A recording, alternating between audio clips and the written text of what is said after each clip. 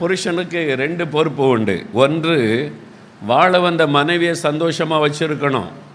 2வது, தன்னை பெற்றெடுத்து வளர்த்து ஆளாக்கின பெற்றோரை சந்தோஷமாக வச்சுருக்கணும். அதற்கு மனைவி துணையாக இருக்கணும். அதான் வேதம் போதிக்கிறது. தாய் தகப்பனை அடித்து விரட்டிடணும்னு சொல்லப்படலை.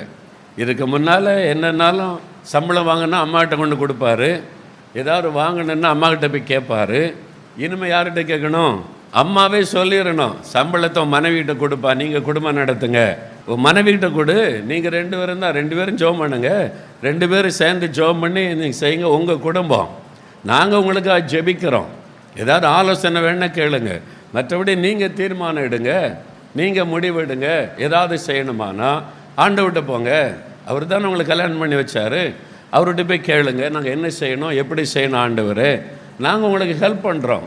அவ்வளோதான். அதான் பெற்றோருடைய ஒழுங்கு. ஒரு டிஸ்டன்ஸ் கீப் அப் பண்ணி கொள்ளணும்.